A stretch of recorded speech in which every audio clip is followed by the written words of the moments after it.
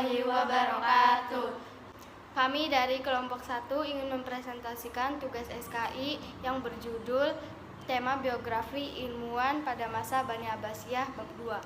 Dan kami akan memperkenalkan anggota-anggota kami, yaitu Saya Aziza Setiawati, saya Asma Saharani, saya Bebiola, saya Cinta Kaisya Dwi Agustin, saya Dewi Ismanela Diska, saya Dea Herlina, dan kami akan mempresentasikannya.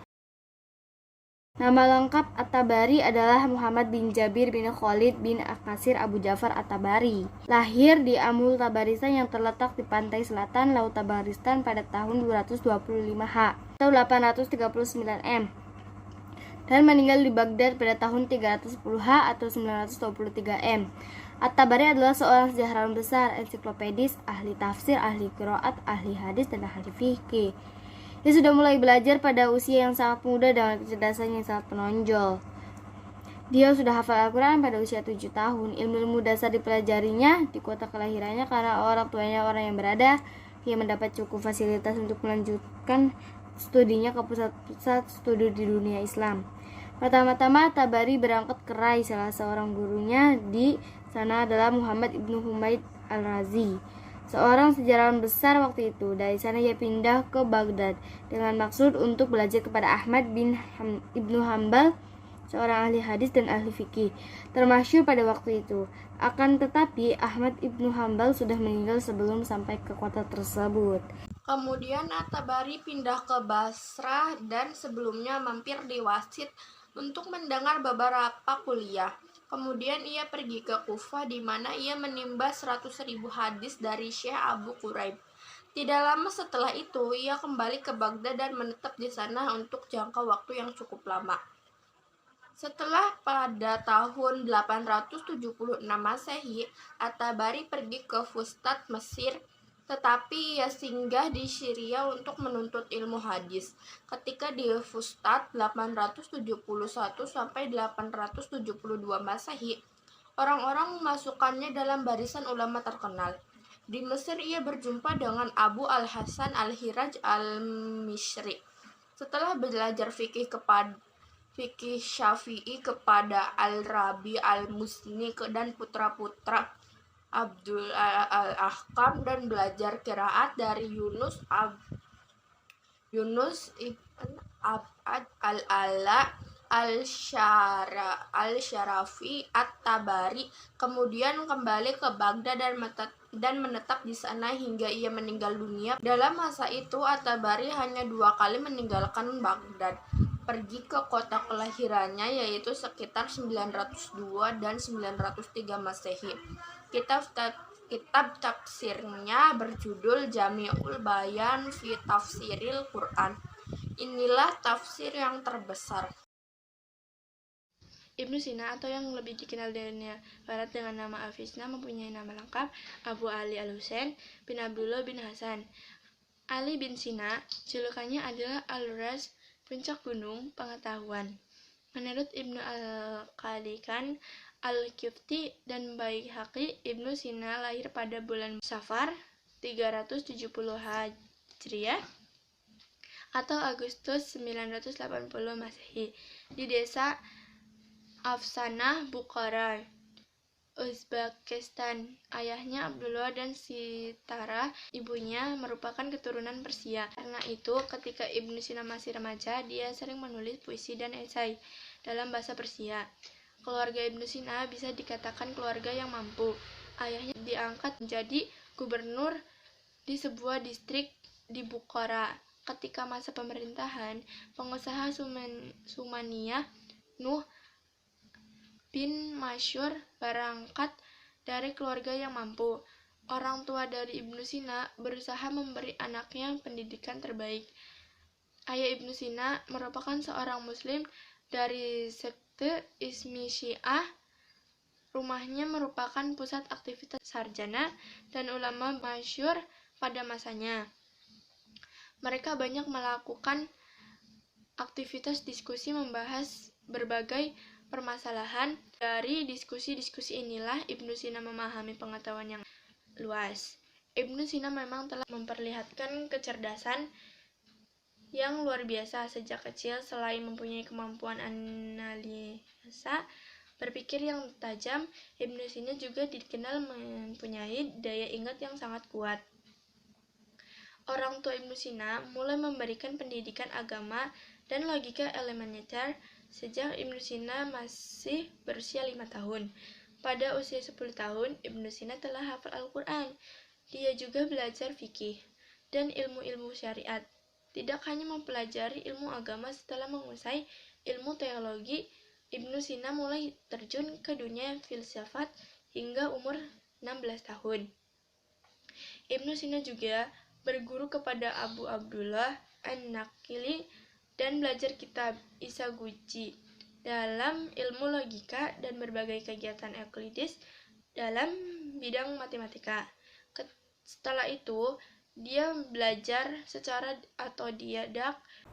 Semangat untuk belajar Ibnu Sina tidak berhenti di bidang teologi dan matematika saja, karena dia lalu mempelajari ilmu kedokteran pada gurunya, Abu Mansur Al-Qamari, penulis kitab Al-Hayat wa Al-Maut, dan Abu Sahal Isa bin Yahya Al-Jurjani, penulis ensiklopedia kedokteran Alkitab Al-Mi'ah fi Sinaati Tib.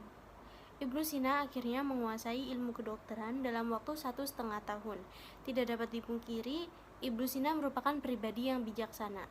Dia tidak membuang waktu pada masa mudanya untuk hal yang sia-sia. Dia selalu memanfaatkan waktunya untuk belajar ilmu hingga dia menguasainya. Tidak mengherankan, memasuki usia 16 tahun, Ibnu Sina telah menjadi pusat perhatian para dokter sezamannya. Mereka saling menemuinya untuk berdiskusi perihal penemuan dalam bidang kedokteran. Pada usia yang sama, dia dapat menyembuhkan penyakit yang diderita Sultan Samaniyah Nuh bin Mansur 976 hingga 997, sehingga dia diberi hak istimewa untuk menggunakan perpustakaan besar milik raja. Dianugerahi dengan kemampuan luar biasa untuk menyerap dan memelihara pengetahuan, ilmuwan muda dari Persia ini membaca seluruh buku-buku di perpustakaan itu, hingga akhirnya berhasil menguasai semua ilmu yang ada pada masanya, sekalipun dia lebih menonjol dalam bidang filsafat dan kedokteran. Memasuki usia 21 tahun, Ibnu Sina mulai menulis karya-karya monumental di berbagai bidang keilmuan, dengan karya pertamanya yang berjudul Al-Majmu'u Ikhtisar, yang memuat berbagai ilmu pengetahuan umum. Ibnu Sina tidak pernah berhenti membaca, serta tidak pernah bosan menulis buku. Dia memang dikenal kuat, memikul tanggung jawab ilmuwi, dan sering tidak tidur malam hanya karena membaca dan menulis. Selain itu, Ibnu Sina tidak mengambil upah dalam mengobati orang sakit. Bahkan, dia banyak sedekah kepada fakir miskin sampai akhir hayatnya. Ibnu Sina wafat di Hamzan, Persia pada tahun 428 Hijriah atau 1307 Masehi, dalam usianya yang ke-58 tahun. Dia wafat karena terserang penyakit usus besar. Selama masa hidupnya, Ibnu Sina memberikan sumbangan luar biasa terhadap kemajuan ilmuwan. Pemikiran-pemikiran Ibnu Sina di berbagai disiplin ilmu banyak diadopsi oleh ilmuwan masa setelahnya. Tidak hanya oleh ilmuwan Muslim, tetapi juga ilmuwan Barat, banyak yang mengadopsi pengetahuan dari karya-karya Ibnu Sina.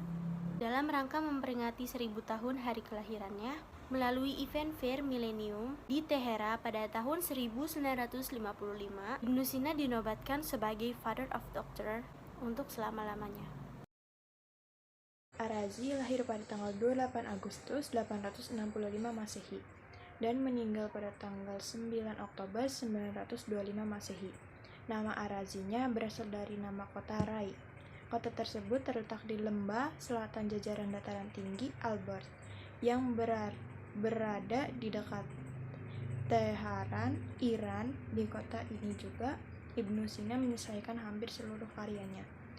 Saat masih kecil, Ar-Razi tertarik untuk menjadi penyanyi atau musisi, tetapi dia kemudian lebih tertarik pada bidang alkemi. Pada umumnya yang ke-30, Ar-Razi memutuskan untuk berhenti menekuni bidang alkemi dikarenakan berbagai eksperimen yang menyebabkan matanya menjadi cacat. Kemudian dia mencari dokter yang bisa menyembuhkan matanya, dan dari sinilah Ar-Razi mulai mempelajari ilmu kedokteran. Dia mempelajari ilmu kedokteran dari Ali ibnu Sahal at-Tabari, seorang dokter dari filsufat yang lahir di Marv. Dahulu, gurunya merupakan seorang Yahudi yang kemudian berpindah agama menjadi Islam setelah mengambil sumpah untuk menjadi pegawai kerajaan di bawah kekuasaan Khalifah Abbasiyah, Al-Mu'tasim. Ar-Razi kembali ke kampung halamannya dan terkenal sebagai seorang dokter di sana. Kemudian, dia menjadi kepala rumah sakit di Rai. Pada masa kekuasaan Mansur ibnu Ishaq, penguasa Samaniyah, Ar-Razi juga menulis At-Tib al-Mansur yang khusus dipersembahkan untuk Mansur ibnu Shihab. Beberapa tahun kemudian, Ar-Razi pindah ke Baghdad pada masa kekuasaan Al-Muqtafi dan menjadi kepala sebagai rumah sakit di Baghdad.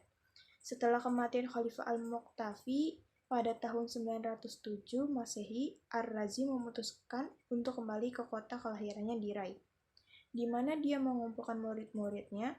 Dalam buku Ibnu Nadim yang berjudul Fihris, Ar-Razi berikan gelar Syahi karena dia memiliki banyak murid. Selain itu, Ar-Razi dikenal sebagai dokter yang baik dan tidak membebani biaya dan pasiennya saat berobat kepadanya. Al-Kindi dikenal sebagai filosof muslim keturunan Arab pertama.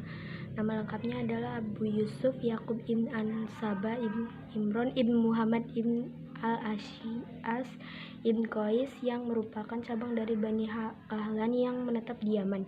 Beliau lahir di Kufah sekitar 1805 Hijriyah atau 801 Masehi. Ayahnya Ishaq bin Al-Sabah adalah gubernur Kufah yang pada masa pemerintahan Al-Mahdi dan Al-Rashid. Sangat banyak hasil dari karya Al-Kindi. Hal ini dikarenakan karena Al-Kindi merupakan ilmuwan yang kaya dan sangat cinta pada pengetahuan yang bisa menghasilkan banyak sekali karya di berbagai bidang ilmu, yaitu A. Falsafat, Risalah ila al-Mamun fi al-Ilat wa Malul Risalat fi Ta'lif al-Adad.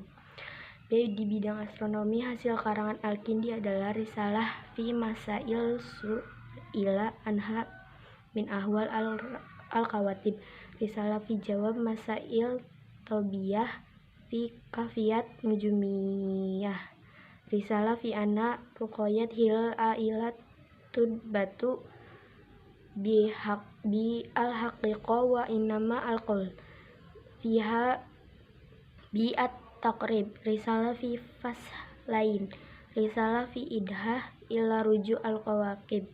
C. Dalam bidang ilmu pengobatan, hasil karangan Al-Kindi adalah Risalah fi Alat Natsadam, Risalah fi Adhat al-Qalib. D. Dalam bidang ilmu hitung dan logika, hasil karangan Al-Kindi adalah Al-Muddafah, Al-Adad, Al-Qawfihi.